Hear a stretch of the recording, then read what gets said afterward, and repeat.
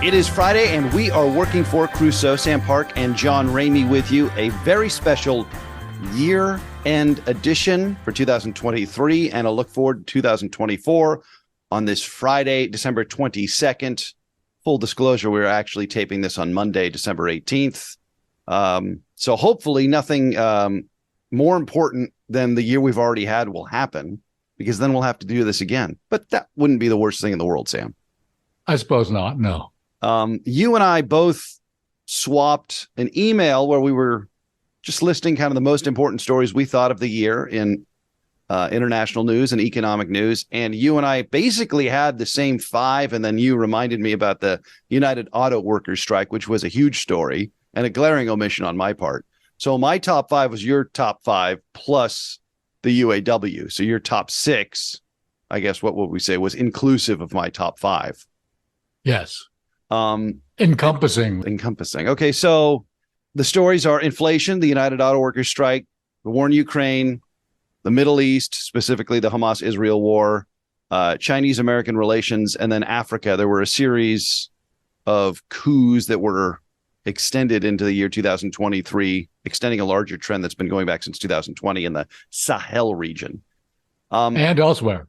And also, Gabon, for example. Yeah. So let's start with inflation. I looked up the inflation numbers. I went to usinflationcalculator.com, Sam. The internet's an amazing place. These are Bureau of Labor Statistics. Inflation from 2013 through November 2023. We don't have the December numbers yet, obviously. Right? In 21, the spike went from 1.4% in 2020 to 7%. And then in 2022, it was 6.5% annual inflation rate. This year, it's back down to 3.1. So I guess we can say the inflation story of 2023 has been the rather successful reduction of the rate of inflation by the Fed. Yes, I would have to agree with that. I mean, they would still like it to be a little lower, I think.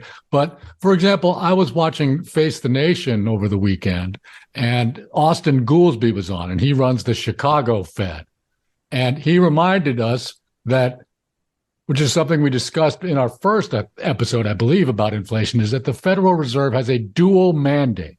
They're supposed to ensure, one, price stability, and two, full employment. And at the beginning of their regime of interest rate cuts, there was a reasonable worry that they might have to sacrifice some level of employment in order to restore price stability. I believe you mean interest rate hikes. Yes, I'm sorry. That's what okay. I meant. Yes. And it seems, knock on wood, that they have achieved this. Now, Goolsbee was careful to point out that this is not over, that there's still some reduction in inflation that the Fed would like to achieve. I think he might have been sensitive to some criticism that the Fed was spiking the ball prematurely and wanted to make sure that people knew that they didn't think the inflation story had actually ended. But prices are stabilizing, and employment has held up. So in terms of the explicit dual mandate of the Federal Reserve, they're doing a very good, they are fulfilling both halves of their mandate. And so I think that they can feel reasonably confident that they've achieved their mission successfully this year, at least. Looking at the month-by-month inflation numbers, one could forgive the Fed for spiking the ball too soon, because inflation in January of this year was at 6.4%, and by June it was down to 3%. Yeah. From June, it has ticked back up a little bit, as high as 3.7%, and now it's 3.1%. So you're talking about 7% in 21, 6.5% in 22, and then here in 2023, they've gone from 6.4% down to 3%, or now 3.1%. So it really happened quickly. The first half of 2023. That's right. Well, but, this is after almost a year of interest rate hikes. So in other words, it happened very slowly and then all at once, as the saying goes, right? They were hiking the rates for a while in order to try and moderate inflation. And we know that the actual inflation rate is often a lagging indicator of monetary policy. And so that's the way it worked out in this instance also. Any other thoughts about the inflation story in 2023? One that I'd like to try and go through very quickly. I remember about a year ago, many of my friends who lean even further left than I do were sharing headlines from left-leaning, very independent media outlets saying, inflation isn't real, it's all just corporate price gouging. And the first half of that statement was wrong, and the second half was right. And I think it can help us understand how inflation works. The Fed, well, John, there's a phrase that we've heard all through this episode of what the outcome is that the Federal Reserve was trying to achieve. What was that phrase? What, price stability and maximum soft employment? landing. Oh, soft landing, of course, yes. Soft landing was the what, soft right? landing. And which essentially means, sorry to interrupt, cool off the economy to the point where you get inflation under control, but you don't cause a recession or a big unemployment spike.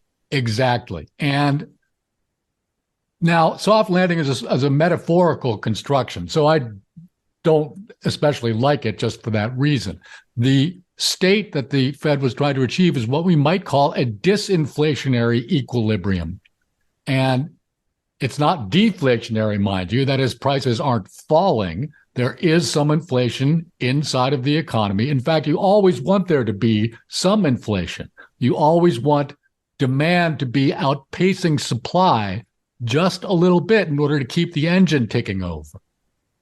But in the disinflationary equilibrium, which has been the steady state of the economy for almost 40 years, up until this recent bout of inflation, there are structural forces inside the economy that keep inflation in check. And as we've discussed, inflation begins to become a problem in any economy when inflationary expectations get built into the minds of consumers, because, as we've discussed, it alters consumer behavior in such a way to extend the period of inflation. However, which we have not discussed, it also affects the behavior of suppliers, because suppliers begin to think very reasonably that if prices are rising broadly across the economy, then if we raise our prices, sure, people will notice, but they won't penalize us or think more poorly of us than they do of our competitors, because our products will just be one among a whole set of products, the prices of which are rising all across the economy. So inflation becomes a problem when consumer expectations of inflation rise, partly because of how it affects consumers, but it also acts as an incentive for bad actors. However, if the Fed is successful in restoring the economy to a disinflationary equilibrium, that begins to moderate almost instantly, because inside of the disinflationary equilibrium, we know this very, very well. Companies will often try to compete with one another on price. Sometimes they'll do it by eating a little bit of their profit margin just to generate extra sales volume.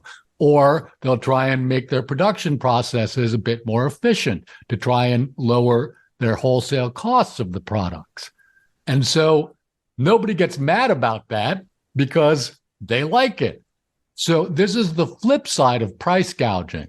And in other words, if inflation wasn't real, then the Fed shouldn't have been doing anything, right? If it was all just price gouging, then there's no reason for the Fed to even act at all. But inflation was real. There's no federal price police.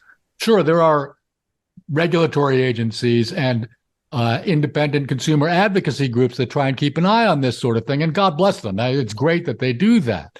But if the government was trying to keep an eye on every single price of every single item inside of the world's largest economy, especially one that depends on consumer spending, it would be much too big a job for them to do. The way to crack down on price gouging that results from inflation is to tame inflation, right? Not to have some other consumer regulatory agency try and take care of it. It's the Fed's job, actually. Oh, you sound like a free market enthusiast, Sam. Well, I think it's strange for me to have to fight this corner, honestly, right? But hopefully we won't have to worry about inflation. We may not talk about inflation much at all next year. That's why we're doing it in our year-end episode, because this could be one of the last times we speak about inflation for a while. In fact, we hope it will be. But if inflation should rear back up, I hope people will keep stuff like this in mind. To the United Auto Workers strike, which lasted from September 15th to October 30th, 1 month, 2 weeks, and 1 day, nearly 50,000 workers struck across plants in Michigan, Ohio, Missouri, Kentucky, and Tennessee. The big three automakers, Chrysler, now Stellantis, Ford, and General Motors, all three experienced United Auto Workers strikes simultaneously, an unprecedented move and a successful one for the workers. Yes, this was the most successful labor action that I can remember in my life. And I think it really hats off to the United Auto Workers. And again, we may not end up talking about this much in the coming year. And so I just wanted to highlight it in terms of being, I think, not an overlooked story, because the news definitely did cover it, but they didn't seem to really catch on to the significance of the story, I thought. And now the UAW is moving forward. They're trying to unionize Volkswagen, for instance, is their first target in terms of foreign automakers that, as we know, are non-union automakers. And so they hope to unionize as many of them as they can, but Volkswagen is the first one they're going after. So if they're successful in doing that, then I suppose we might talk about it in the future as that goes, or any other foreign automaker for that matter. There also, however, President Sean Fain has been talking with many other labor unions, and for instance, the big three contracts that were just signed, they all expire in April of 2028. And President Fain has been advising higher-ups in other labor unions to try and line up the expirations of their contracts at about the same time. If they can do so, he hopes to have a great day of generalized labor action on May 1st of 2028, and that is at which point the presidential election will be coming up and the presidency will be wide open. Assuming that next year's presidential election is Trump versus Biden, neither of them will be eligible to serve an additional term starting in 2029. So Fain still seems to think he can play for a lot of marbles here. We'll see if that happens. I think Fain, who was a celebrated character on this podcast throughout this story, certainly is the most ambitious and perhaps cunning labor voice of our lifetimes, and certainly maybe even in the post-war era. I don't know about the post-war maybe era. Post-Hoffa. So, I mean, his idol, as he's very clear about, is Walter Reuther, who was the great post-war leader of the UAW. And Reuther was the leader of the UAW for a quarter century. So Fain's got some time, right? We'll see if he can match Reuther. But Reuther is a legend in the American labor movement. So President Fain has some catching up to do, I would say. The other historic element of this strike was on September 26th, 2023. President Biden joined the picket line at a General Motors warehouse in Van Buren Township, Michigan, and spoke in support of the striking workers. This made him the first sitting U.S. president to ever visit a picket line. Yes. Again, this is very important. And again, the news media did cover that appearance, but it seemed to vanish almost as quickly as it happened. And although, as I said at the time, I think we might end up seeing that appearance on video in campaign ads next year. I hope we will, actually. The Russian invasion of Ukraine began on February 24th, 2022. So this has been mostly year 2 of this war. Right now, the estimated civilian casualties, over 10,000 Ukrainians killed, 17,000 wounded. The estimated Ukrainian military casualty count, remember, casualties are killed, wounded, and missing. So Ukrainian estimated military casualties, 100,000 to 120,000. Russian military casualties, 120,000 killed. That is the United States estimate. NATO's estimate is a total of 300,000 casualties. So that's killed, wounded, and missing, all combined. That's over the course of this war, which is nearly 2 years old. This is unlike anything we have seen since the Second World War, since the end of the Second World War. In Europe, right. It has, this year of the war was defined, to my observation, by the anticipation of a great Ukrainian counteroffensive that ultimately has petered out, and not a lot of Russian occupied territory has been recaptured by the Ukrainians. And there is, according to some of the experts, a second stalemate that has emerged in this war. And it also made me realize just how challenging it is to understand a war, a military conflict, in real time. You and I are both students of history, and when wars are over, the historians can tidily put together the sequence of events so that there's a narrative and you understand what happened, why things happened, how it all fits together. I have no sense of this in the Russian invasion of Ukraine. Very little sense of a narrative or a chronological or a who won that round, right? Like if it were a boxing match or something. It's difficult to really understand. So this year, I would say it's the Ukrainian counteroffensive that didn't do much.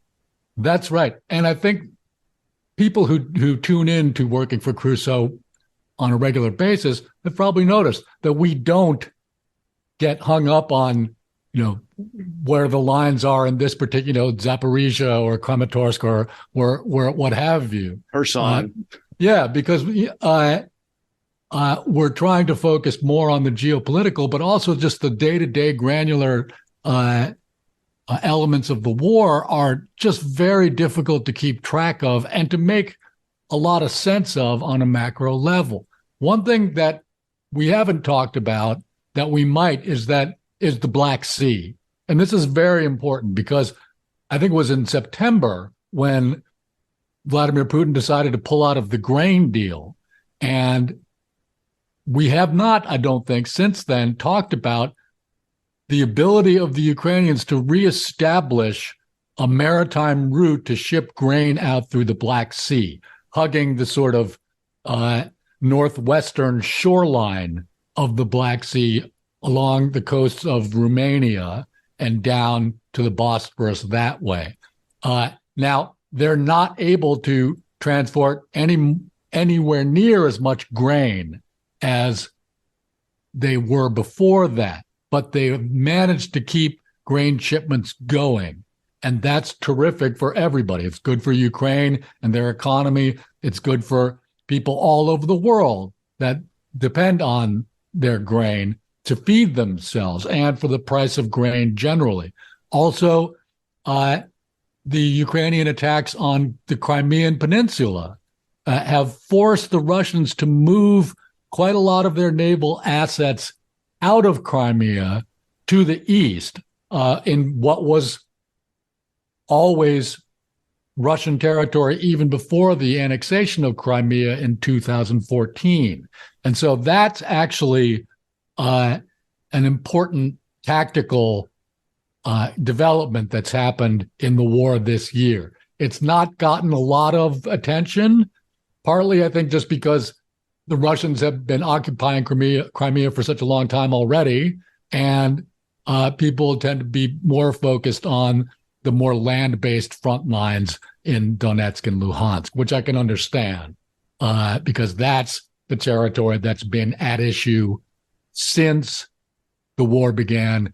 I should add, however, that Donetsk and Luhansk have essentially been under Russian control for that same amount of time, since 2014. So sure, the Russians control it today, but they actually sort of controlled it before the war even started. So it's difficult to see how Russia has much of anything to show for what they've accomplished so far since February of last year. Apart from 300,000 estimated casualties. Yes, which we might think of as a bad thing. When you talk about how hard it is to follow kind of granular and day-to-day stuff, because it is difficult to contextualize that within the macro kind of view of the war and the geopolitical consideration, that's the ultimate tragedy, because that's where lives are being senselessly ended. I could not agree more. That's the worst part, is where it's actually life and death. It's hard to make any sense of it. And certainly the human story of military campaigns is a struggle for meaning of such sacrifice. And that is the thing that troubles me, I think, the most about trying to make sense of this particular conflict. Yes. And we'll have to keep careful track of this as next year dawns and progresses, because it will tie in with a number of other stories we'll be covering then, but we'll worry about that in future episodes. So along with the Russian invasion of Ukraine entering the second year in 2023, there was really a leveling up of just belligerence. And part of that was the Hamas October 7th attack on Israel and the resulting war that is ongoing. We're also going to talk about unrest in the Sahel in Africa coming up a little later on our list. But I think maybe we should have said at the outset, Sam, and I will say it now, 2023 became a very war-heavy year in a way that was deeply unsettling for everybody who loves peace. That's everybody, really. And also just about everybody. Just about everybody. And also made the world just generally a lot more dangerous. You have the belligerent Russia. You've got a war with Hamas and Israel that I have to say is semi-miraculous. It hasn't expanded into a wider regional conflict. And I think the Biden administration gets a lot of credit for making sure that hasn't happened. They should get that credit anyway. Yeah. And then also you throw in Chinese-American tensions, specifically over Taiwan, which maybe have backed down a little bit. And then the unrest in Africa. It's just been a very war-heavy 2023. And I'm trying to think of another year in our lifetimes where there were so many disparate, escalating conflicts in the world. It's difficult to think of one. I certainly can't. And again, it's refreshing that none of these things have gotten even worse than they might have. But we're going to have to keep an eye on it. I think one thing that sort of helped out was the meeting between Xi Jinping and Joe Biden in near San Francisco. I guess it was just last month. Yeah, it was November. Like longer. Yeah, it seems like longer ago than that. But that really seemed to at least put a little bit of a damper on what had seemed to be a pattern of only escalating tensions, where things just seem to be getting worse all the time. And as we discussed at the time of that meeting, the war in the Middle East really seemed to light a fire under the diplomatic personnel to make sure that meeting took place. And it seemed as though no small amount of effort was wasted in making that meeting seem like it went well, which I think it did. I'm not saying that that was just a theatric, but there's some diplomatic effort that needs to be expended in order to result in the kind of sort of serene affect of that entire encounter, and very much to the good, I might add. I do want to talk a lot about Xi and Biden and the evolution of the Chinese-American relations in 2023. Do you want to specifically touch on anything with regard to Hamas and Israel before we move on to that? I think we've covered that story fairly in depth and just how horrific it is in all directions. And also how merciful it is that it has not expanded into a larger regional conflagration. There's one thing that I'd like to touch on that you brought up, I think 2 episodes ago, perhaps it was last week, when we were discussing, I guess it was last week when we were discussing the settlements in the West Bank. And you referred to them as colonialist. And I understand what you mean by that. And people have used that term to describe the settlements before. I think I said, I'm sorry to interrupt. Did I say I believe they were colonialist? You didn't say specifically that you believe them, but you did use the term, and you didn't ascribe it to anyone else. Well, that's interesting because it is that's a hard one, right? Yes. And so it's worth, I think, zooming out on this a little bit while we're doing our broad view year-end wrap-up. Now, first of all, I would like to say that the settlements in the West Bank are illegal under international law. And apart from that, I believe they're an entirely indefensible land grab on the part of the Israeli settler movement. Colonialism has also been used to describe the broader Zionist project. And I understand what people mean by that. I don't think it's entirely accurate. I would agree with that. And for instance, when we think about colonialism in the centuries that followed the voyages of Columbus, the very long period of European colonialism, sure, it's about sending people from your country to live somewhere else, and by conquest, by the way. But those people are colonists, but colonialism involves the extraction of resources, and not just a little bit, but in enormous quantities. For example, John, if we were to think of the nation of Great Britain, what would you say is their national beverage? Tea. That's right. Doesn't grow on the island. That's right. People like Henry VIII, Elizabeth I, William Shakespeare. These people probably never drank a cup of tea in their lives because they couldn't. And it's for that reason, actually, that tea should be the emblematic beverage of Great Britain, because it's emblematic of imperial Britain, colonialist Britain, which, let's be fair, is in large part of how that nation defines itself.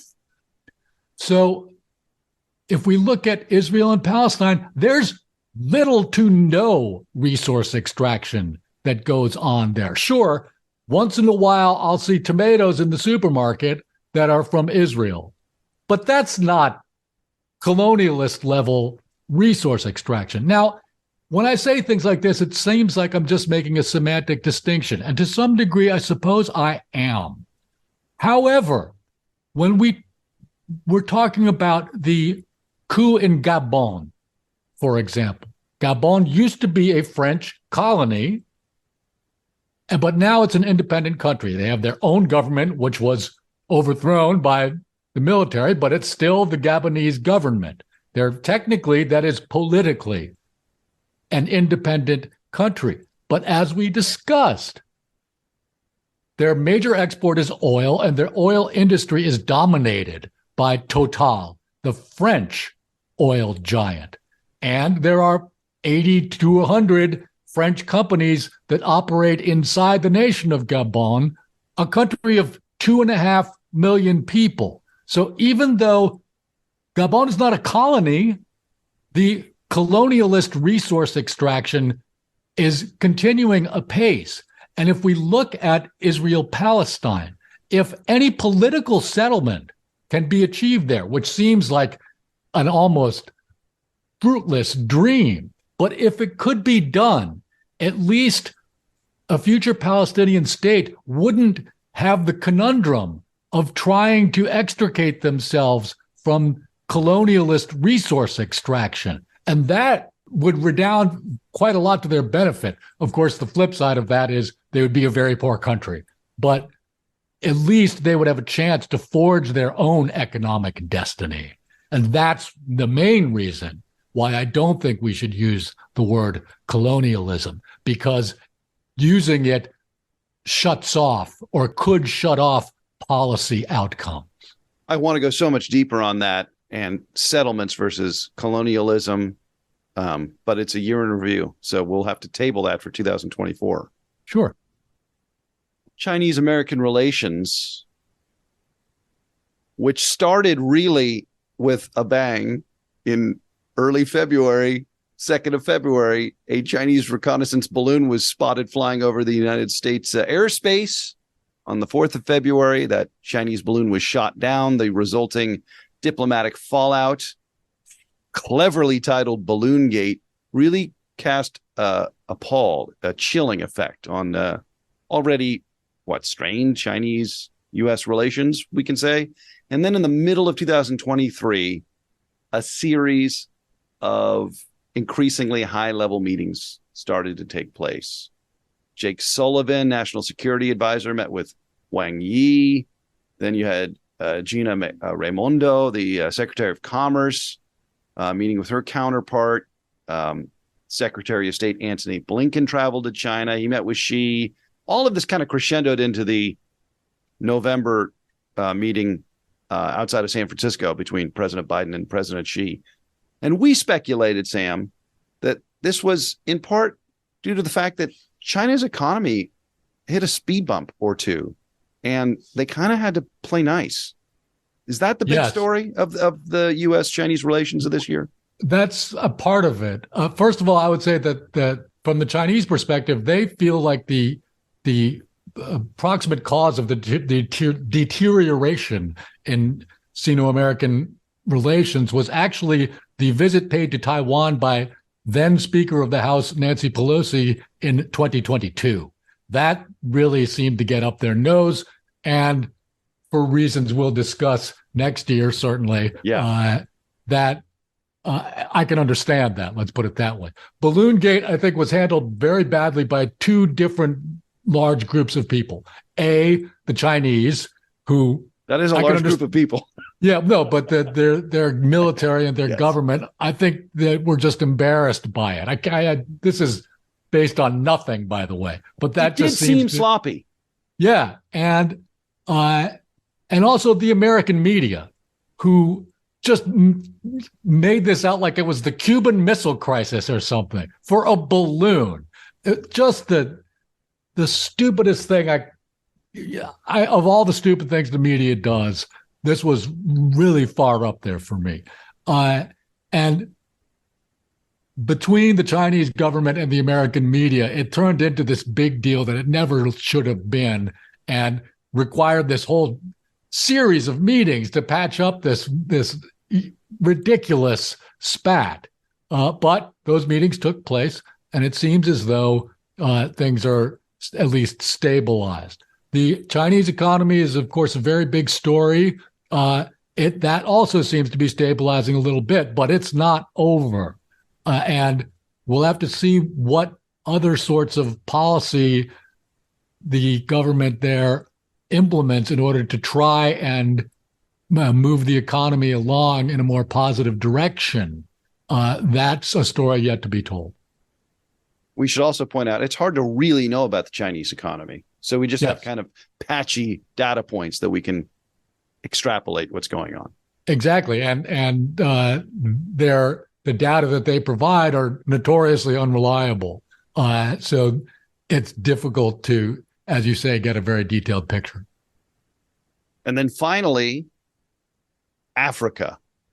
You, again, have listed these stories in increasing relevance as we predict for 2024. We talked a lot about Africa earlier in 2023, but we keep coming back to it.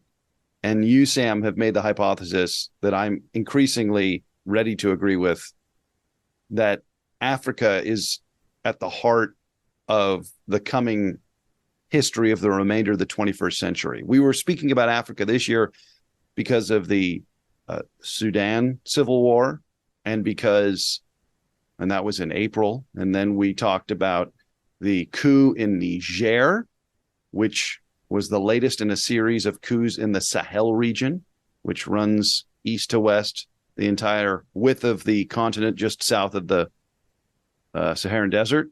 And then later on in 2023, there was a coup in Gabon, which is not explicitly in the Sahel, but it is on the west coast, a little bit south of the Sahel. Quite a ways, actually. Yeah.